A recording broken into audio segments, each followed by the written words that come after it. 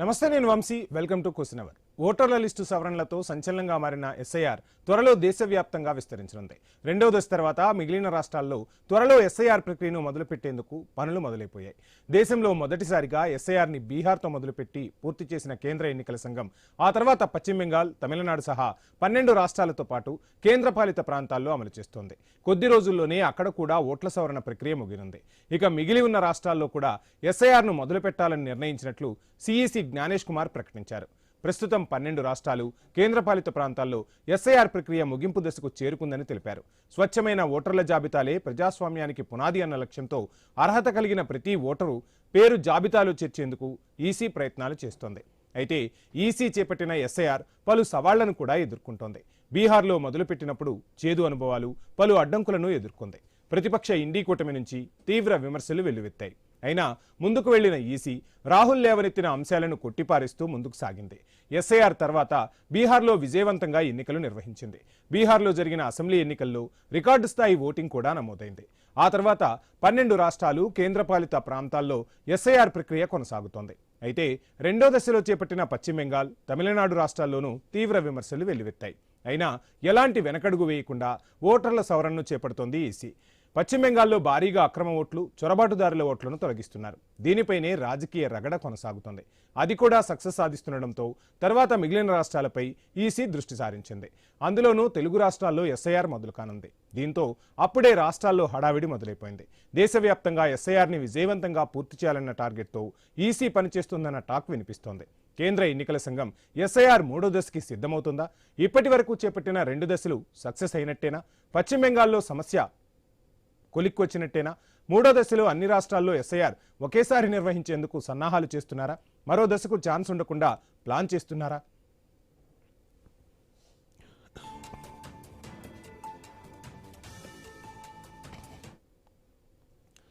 ఇదే అంశానికి సంబంధించి క్వశ్చన్ అవర్లో మనతో మాట్లాడేందుకు పెద్దిరెడ్డి రవికిరణ్ గారు, భారతీయ జనతా పార్టీ అధికార ప్రతినిధి జూమ్లో సిద్ధంగా ఉన్నారు. అదేవిధంగా షేక్ బాజీ గారు, కాంగ్రెస్ అధికార ప్రతినిధి జూమ్లో సిద్ధంగా ఉన్నారు. బాజీ గారు, రవికిరణ్ గారు, నమస్కారం అండి. నమస్కారం. మీ ఇద్దరికి కూడా ముందుగా ఐ న్యూస్ తరపు నుంచి గణతంత్ర దినోత్సవ శుభాకాంక్షలు. మీకు రండి, మీకు ఐ న్యూస్ వీక్షకులకి, ప్రజలందరికీ గణతంత్ర దినోత్సవ శుభాకాంక్షలు అండి. రవికిరణ్ గారు, ఏ గణతంత్ర దినోత్సవం, ఏ రాజ్యాంగం అయితే రూపుదిద్దుకుందో ఈ రోజున ఆ రాజ్యాంగానికే తూట్లు పొడుస్తున్నారు, ఎస్ఐఆర్ను బలవంతంగా రుద్దుతున్నారంటూ మీపై విమర్శలు వినిపిస్తున్న పరిస్థితి. సో ఏం చెప్పదలుచుకున్నారు? సార్ వంశీ గారు, ఇప్పుడు ప్రత్యేక ముమ్మర సవరణ, స్పెషల్ ఇంటెన్సివ్ రివిజన్, ఈ స్పెషల్ ఇంటెన్సివ్ రివిజన్ రాజ్యాంగంలో ఉన్నటువంటి అధికరణ 326 ప్రకారం దేశంలో, స్వతంత్ర భారతదేశంలో ఇప్పుడు వరకు అనేక మార్లు చేశారు. ఓ 10 సార్లు చేసి ఉంటారు. 1951 నుంచి 8 సార్లు, మీరు చెప్తున్న 2తో కలిపితే 10 సార్లు అయిపోయినట్టు. అవునండి. ఇది రాజ్యాంగం కేంద్ర ఎన్నికల సంఘానికి ఇచ్చినటువంటి ఒక బాధ్యత, ఒక హక్కు, రాజ్యాంగం ఇచ్చినటువంటి హక్కు. ఇది కేవలం పార్లమెంట్ ఇచ్చింది కాదు. సో రాజ్యాంగ అధికరణ 326 ప్రకారం ఈ దేశ పౌరుడికి, ఏ ఒక్క పౌరుడైనా సరే ఓటర్గా నమోదు చేయవలసిన బాధ్యత కేంద్ర ఎన్నికల సంఘం మీద ఉంది. ఎవరైనా సరే ఈ పౌరుడు కాని వారి వ్యక్తి, లేకపోతే ఈ దేశానికి సంబంధించిన వ్యక్తి ఆ జాబితాలో ఉండటానికి వీల్లేదు. ఇది సింపుల్ కదా వంశీ గారు. ఈ దేశంలో మన ప్రజాస్వామ్య ప్రభుత్వం, నా వార్డు కార్పొరేటర్ ఎవరు ఉండాలి, నా మేయర్ ఎవరు ఉండాలి, నా ముఖ్యమంత్రి ఎవరు ఉండాలి, నా ప్రధానమంత్రి ఎవరు ఉండాలి, నిర్ణయించేది భారతీయులు నిర్ణయించాలి. అందుకని వేరే వాళ్ళు కాదు కదా. ఈ రాజ్యాంగ ప్రక్రియలో, ఎన్నికల ప్రక్రియలో ఓటర్ జాబితాని ఎన్నికల సంఘం తయారు చేస్తారు, ప్రిపేర్ చేస్తారు. ఎలా ప్రిపేర్ చేస్తారు? ఎన్నికల సంఘం దగ్గర ఎన్నికల క్యాడర్ ఏమి ఉండదు. మా అయితే 10 మంది 20 మంది ఉంటారు. వివిధ రాష్ట్రాల్లో ఉన్నటువంటి రాష్ట్ర ప్రభుత్వ ఉద్యోగులు, అది టీచర్లు కావచ్చు, విఆర్ఓలు కావచ్చు, సచివాలయ ఉద్యోగులు కావచ్చు, వేరే వాళ్ళు కావచ్చు, వాళ్ళందరూ బిఎల్ఓ నుంచి బూత్ లెవెల్ ఆఫీసర్లు అంటారు. బూత్ లెవెల్ ఆఫీసర్ పర్మనెంట్ ఉద్యోగి కాదండి ఆయా రాష్ట్రాల్లో. వాళ్ళు టీచర్లుగా ఉంటారు. ఆ బూత్ లెవెల్ ఆఫీసర్ నుంచి స్టార్ట్ అయ్యి ఆ జిల్లా మ్యాజిస్ట్రేటు, ఆ రాష్ట్ర సిఇఓ, అలాగే కేంద్రం, ఇలా ఒక అంచెలంచెల వ్యవస్థ ఉంది. దీనిలో పొలిటికల్ పార్టీల యొక్క ఇన్వాల్వ్మెంట్ ఉంటుంది. మరి ఎందుకని ఇంత మంచి సవరణ చేస్తుంటే ఎలక్షన్ కమిషన్ తన విధానాలు, తన విధి విధానాలు తను నిర్వర్తిస్తుంటే, సో ఏంటి, ఎందుకు ఇండీ కూటమి మీపై విమర్శలు గుప్పిస్తున్న పరిస్థితి? భారతీయ జనతా పార్టీ జోక్యం ఎక్కువైపోయింది, ఈసీ మొత్తం కూడా కేంద్ర ప్రభుత్వం చేతిలో ఉందంటూ ప్రతిపక్ష నేత రాహుల్ గాంధీ విమర్శలు గుప్పిస్తున్న పరిస్థితి. ఏం ఆన్సర్ చేస్తారు? ఆడలేక మధ్యలో ఓడండి. రాహుల్ గాంధీ గారికి రాజకీయాలపై సీరియస్నెస్ లేదు. బీహార్ ఎన్నికలు జరుగుతుంటేనేమో మధ్యప్రదేశ్ లో టైగర్ సఫారీకి వెళ్తారు. ఎన్నికలు అయిపోయిన తర్వాత వెంటనే జర్మనీకి వెళ్తారు, వియట్నాంకి వెళ్తారు. ఈ పక్కనే రాష్ట్రీయ ఎన్నికలు జరుగుతూ ఉంటే వియట్నాం లో ఎక్కడ తిరుగుతుంటారు ఆయన, లేదా కొలంబియా వెళ్తారు, ఎక్కడికి వెళ్తారు. ఎక్కడ ఎన్నికల ప్రచారంలో కానీ ఎన్నికల వ్యూహాల్లో కానీ వాళ్ళ పార్టీ ఇన్వాల్వ్ ఓడిపోతారు. ఓడిపోతే ఏమవుతుంది, వచ్చి బయటకు వచ్చి నా నాయకత్వం బాగాలేదు కాబట్టి నన్ను ఓడించారు అనలేరు కదా. అందుకనే ఆ బురద మరి మకిలి కేంద్ర ఎన్నికల సంఘం మీద వేరే వాళ్ళ మీద రుద్దుతున్నారు కానీ ఆయన యొక్క నాయకత్వ వైఫల్యం మీద రుద్దుకోవట్లేదు, లేకపోతే సమీక్షించుకోవట్లేదు. ఈరోజు బీహార్ ఎన్నికల్లో అయినప్పుడు చూడండి, బీహార్ ఎన్నికల్లో ఆ రాష్ట్ర కాంగ్రెస్ పార్టీ అధ్యక్షుని కాంగ్రెస్ నాయకులు మాజీ ఎమ్మెల్యేలు ఎయిర్పోర్ట్ లో పడి కొట్టారు. ఎందుకు కొట్టారు? టికెట్లు అమ్ముకుంటున్నారు, ఆ రాష్ట్ర ఇన్ఛార్జ్ గా హైదరాబాద్ అతను వేశారు, అతను టికెట్లు డబ్బులు అడుగుతున్నాడు అని చెప్పి కొట్టడం జరిగింది. అలాగే ఆ రాష్ట్రంలో అనేకమైన వీడియోలు, వాయిస్ మెసేజ్లు, వాయిస్ రికార్డులు వచ్చాయి. ఏ రకంగా ఆ పార్టీ నాయకత్వంలో గొడవలు అన్ని సవరించుకోలేదు రాహుల్ గాంధీ గారు కానీ మల్లికార్జున ఖర్గే గారు. అన్ని సెట్ చేసుకోవాలి కదా. సెట్ చేసుకొని బూత్ స్థాయిలో పనిచేస్తేనే ఎన్నికలు విజయం సాధిస్తాం. అంతేగాని ఏదో వచ్చేసి మనం ఓటు అధికార యాత్ర అని చెప్పేసి ఏదో లేనిపోయిన అబండాలు వేసి ఇదిగో ఆ మహిళ దగ్గర ఓటు తీశారంటారు. మళ్ళీ ఆ మహిళ వచ్చి నాకు ఓటు ఉంది, నా కాంగ్రెస్ గురించి చెప్పన్నారు కాబట్టి చెప్పారంటారు. అలానే గ్రామంలో ఒక డోర్ నెంబర్ కి 500 ఓట్లు అంటారు. 500 ఓట్లు ఆ మొత్తం గ్రామంలో చెప్పి ఆరోపణలు అబద్ధాలు. రవికిరణ్ గారు చర్చిద్దాం. వైఫల్యాన్ని ఎంతో మీరు వస్తున్నారండి. రవికిరణ్ గారు చర్చిద్దాం. ఒక షార్ట్ బ్రేక్ తీసుకుందాం. Stay back to question hour. Baji గారు నమస్కారం అండి. నమస్కారం అండి. ఏంటి మొత్తంగా ఇంత మంచి విధానం, ఎన్నికల సంఘం తన విధి విధానాలను తను చేసుకుంటుంటే ఎక్కడికక్కడ అడ్డు తగులుతున్నారు, ఆడలేక మధ్యల దరువు అన్నట్టుగా. అంటే తమ ఓటమిపై సమీక్షలు చేసుకోకుండా ఎలక్షన్ సంఘంపై, భారతీయ జనతా పార్టీపై విమర్శలు గుప్పించడం తప్ప రాహుల్ చేస్తున్నది ఏమీ లేదు అని చెప్పి వినిపిస్తున్న విమర్శ. ఏం ఆన్సర్ చేస్తారు? ఇప్పుడు 1952 నుండి ఇప్పటి వరకు మొత్తం 10 సార్లు ఓటర్ల సవరణ ప్రక్రియ జరిగింది. ఆ 10 సార్లలో ఒక్కసారి వాజ్పేయి గారి హయాంలో 2002, 2003 టైంలో చేశారు. మిగతా అన్ని కూడా మా ప్రభుత్వం అధికారంలో ఉండగా చేసినవే.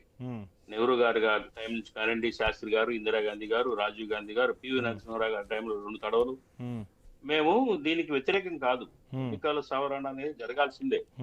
కారణం ఏంటంటే మరణించిన వారు ఉంటారు, వలసలు వెళ్ళిన వాళ్ళు ఉంటారు, ఓటర్ల జాబితాలో తప్పులు ఉంటాయి, అవన్నీ సవరించాల్సిందే. 2 సంవత్సరాలకు ఒకసారో లేకపోతే 5 సంవత్సరాలకు ముందు, ఎలక్షన్స్ ముందు సవరించడం అనేది అనివార్యమైందే. దానికి మేమేం తప్పట్లా, మేము విమర్శించట్లా. కానీ దీన్ని అడ్డం పెట్టుకొని ఎలక్షన్స్ ఓటర్ల జాబితాని సవరించాలన్న ఒక కారణం అడ్డు పెట్టుకొని ఎవరైతే ఈ బీజేపీకి ఓట్లు వేయరో, బీజేపీ కూటమికి ఓట్లు వేయరో ఆ వర్గాల యొక్క ఓట్లు తీసేస్తున్నారు. అన్యాయం. బాజీ గారు ఒక చిన్న సబ్మిషన్. మీరు చెప్తున్నట్టుగా భారతీయ జనతా పార్టీకి వ్యతిరేకంగా ఎవరైతే ఉంటారో వారి ఓట్లను తొలగిస్తున్నప్పుడు ఎవరి ఓట్లయితే తొలగింపబడ్డాయో ఆ వర్గాలకు సంబంధించిన నాయకులు ఉంటారు, ఆ వర్గాలకు సంబంధించిన ప్రతి ఒక్కరు ఇప్పుడంతా కూడా అరచేతిలో మొబైల్ ఉంటుంది, ఏది కూడా రిక్వెస్ట్ చేసుకునే పరిస్థితులు కనిపిస్తున్నాయి. సో అభ్యర్థనను ఈసీకి పెట్టొచ్చు కదా, సో పెడుతున్నారా? ఆ విధంగా జరుగుతోందా? ఖచ్చితంగా అండి, ఖచ్చితంగా. బీహార్లో జరిగిన ఎస్ఐఆర్ ఉదాహరణ దీనికి. బీహార్ లో మొట్టమొదటి ప్రక్రియలో 64 లక్షల ఓట్లు తీసేశారు. తర్వాత కొంతమంది సుప్రీంకోర్టులో అప్పీల్ చేసిన తర్వాత మళ్ళీ దాన్ని రివైజ్ చేసి 48 లక్షల ఓట్లకి కుదిరించే దశకు వచ్చారు. అంటే మొదటి దఫా చేసింది తప్పులు తడకని అర్థమే కదా. దీని అర్థం అది నిదర్శనమే కదా, బహిరంగంగా తెలిసిన అంశమే కదా. అట్లాగే ఏంటంటే ఇక్కడ ఏం జరుగుతుందంటే, ఏదైతే పాత ఓటర్ల లిస్టుని వెరిఫై చేసుకొని ఆ ఓటర్ల లిస్టు ప్రకారంగా ఒక ఫారాన్ని ఇచ్చి, ఎఫ్ఎఫ్ ఫారాన్ని అందరికి అందజేసే ప్రక్రియ పద్ధతిలో చేస్తున్నారు. ఈ క్రమంలోనే ఏంటంటే ఎవరైతే కొన్ని వర్గాల వాళ్ళకి ఆ ఫారాలే ముందు అందజేయట్లా ఒకటి. రెండోది, అన్యాయంగా ఓట్లు తీసేసిన వాళ్ళు మళ్ళీ మా ఓట్లు యాడ్ చేయమని చెప్పేసి ఫామ్స్ ఫిలప్ చేసి ఇస్తే వాటిని యాక్సెప్ట్ చేయటం లేదు. అనేక ఉదంతాలు ఉన్నాయి బీహార్లో జరిగి. అప్లికేషన్ ఫామ్ ఇచ్చిన తర్వాత ఇస్తే వాటిని యాక్సెప్ట్ చేయటంలా, తీసుకోవట్లా, రిజెక్ట్ చేస్తున్నారు. ఇది ఈ ప్రపంచానికి ఎట్లా చెప్తారు చెప్పండి? ఒక సగటు ఓటరు మధ్యతరగతి వాళ్ళు, పేదవాళ్ళు వాళ్ళ ఓట్లు తీసేస్తే మా ఓట్లు తీసేశారని వాళ్ళు కోర్టుకు వెళ్ళగలుగుతారా? మహా అయితే లోకల్లో ఒక యాజిటేషన్ చేస్తారు, లేకపోతే అధికారులకు ఒక లెటర్ ఇస్తారు. ఆ తర్వాత వాళ్ళు ఏం చేయగలుగుతారు చెప్పండి? సరే, వాళ్ళు ఏం చేయలేకపోయినా మీలాంటి పార్టీలు ఉంటాయి కదా, మీ పార్టీ ఉంటుంది, అక్కడ ప్రాంతీయ పార్టీలు ఉంటాయి. ఈ ప్రాంతీయ పార్టీలు మీరు అందరు కలిసి వాళ్ళ హక్కుల్ని కాపాడే ప్రయత్నం చేయొచ్చు కదా. ఆ ప్రయత్నం కూడా విఫలమైపోయింది. పార్టీలు గగ్గోలు పెట్టినప్పటికీ కూడా పట్టించుకోలేదు ఈసీ. అదే సమస్య. ఈసీ ఏకపక్షంగా వ్యవహరిస్తుంది. కేవలం ఎన్డీఏ ప్రభుత్వానికి, ముఖ్యంగా బీజేపీ తొత్తుగా తయారైపోయింది అనేది మా ప్రధానమైన అభియోగం. మా అభియోగం ఎస్ఐఆర్ మీద కాదు. నిజాయితీగా ఎస్ఐఆర్ చేస్తే ఎవరు ఏం కాదనరు.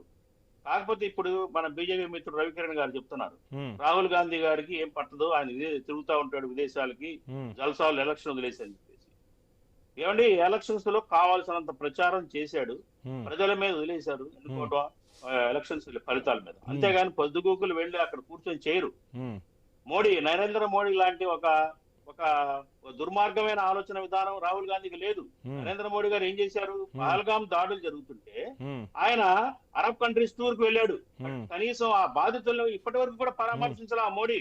టూర్ కి వెకేషన్ కోసం కాదు కదా వెళ్ళింది, దేశ ప్రయోజనాల కోసం అని చెప్తున్నారు కదా భారతీయ జనతా పార్టీ నేతలు. ఈ దేశంలో ఉగ్రవాదులు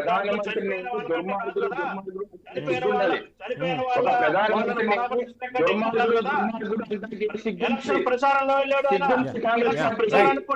బీహార్ లో ప్రచారం చేశాడు.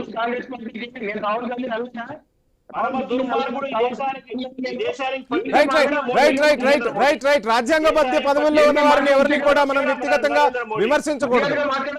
బాజీ గారు ప్లీజ్,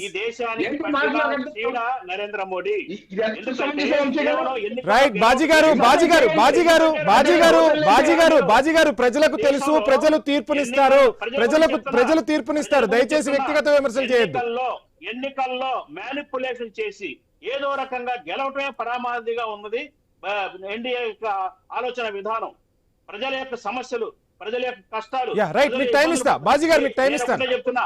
ఏ ఓటరు కూడా ఓటు హక్కు కోల్పోకూడదు, అనవసరమైన ఓట్లు అడిషనల్ గా ఏడవకూడదు, అర్హత లేని వాడికి ఓటు హక్కు ఇవ్వకూడదు. ఈసీ పనిచేయాలని చెప్పేసి మా డిమాండ్. బాజీ గారు మీకు టైం ఇస్తాను. రవికిరణ్ గారు, వినిపిస్తున్న విమర్శ ఏంటి అంటే బీహార్లో 64 లక్షల ఓటర్లు తొలగిస్తే సుప్రీంకోర్టుకు వెళ్లిన తర్వాత ఆ సంఖ్య 48 లక్షలకు తగ్గింది. సో ఏంటి అంటే నిక్కచ్చగా సర్వే చేసుంటే సుప్రీంకోర్టుకు వెళ్ళిన తర్వాత ఇంత తేడా రావాల్సిన అవసరం ఏముంది? ఎక్కడో మొత్తానికైతే ఈసీ భారతీయ జనతా పార్టీకి అటు కేంద్ర ప్రభుత్వానికి తొత్తుగా మారిందనేది వినిపిస్తున్న విమర్శ. ఏం ఆన్సర్ చేస్తారు? సార్ వంశీ గారు, మనం విమర్శలు ఎంతన్నా చేయొచ్చు, దాని తప్పేం లేదు. కాదే కొన్ని మర్యాదలు ఉంటాయి. కాంగ్రెస్ పార్టీ వాళ్ళ నేతలు కుసంస్కారులుగా తయారయ్యారంటాకి ఇప్పుడు ఈయన మాట్లాడిన దానికే నిదర్శనం. చేయండి, విమర్శలు చేయండి, ఎవరు వద్దన్నారు? ఇప్పుడు అంటున్నారు, ఇందాక ఆయనే అన్నారు 65 లక్షలు ఏంటది తొలగించింది, ముసాయిదా అంటారు దాన్ని, డ్రాఫ్ట్ అంటారు దాన్ని, ఫైనల్ అనరు. ఇది కూడా తెలియదు నాయకులకి. ముసాయిదా అంటే ఏంటి? అన్ని లిస్టులు ఆన్లైన్ లో పెడతారు. మీకేమైనా అభ్యంతరాలు ఉంటే చెప్పమంటారు. 1 మంత్ 30 రోజులు టైం ఇస్తారు. ఆ 30 రోజుల్లో మనం ఫిర్యాదు చేయొచ్చు. వాళ్ళందు పోయింది నాది నేను సభ్యుడినే అని చెప్పి ఆధారాలు ఇవ్వచ్చు. ఆధారాలు ఇచ్చారు, స్వీకరించారు కాబట్టి 44 లక్షలు అయింది కదా, దాన్ని స్వాగతించాలి కదా. ఇందాక అసలు తీసుకోవట్లేదు, పట్టించుకోవట్లేదు అన్నారు. మరి 20 లక్షలు మరి తగ్గింది కదా, అంటే పట్టించుకోవడానే కదా, పట్టించుకోవడానే కదా. అసలు మీరు సుప్రీంకోర్టుకి వెళ్ళింది దేనికి? ఎస్ఐఆర్ ప్రక్రియ ఆపేయమని. ఆ రోజు నుంచి స్టార్టింగ్ నుంచి ఈ రోజు వరకు నిన్న కాక మొన్న కూడా చేసింది అదే కదా టీఎంసీ. ఏమంటుంది? ఇప్పుడు 2వ ఫేజ్ వంశీ గారు, 2వ ఫేజ్ లో 51 కోట్ల ఓటర్లు ఉన్నారు. ఇది స్టార్టింగ్ కాకముందు. ఈ రోజు డ్రాఫ్ట్ రిలీజ్ చేశారు.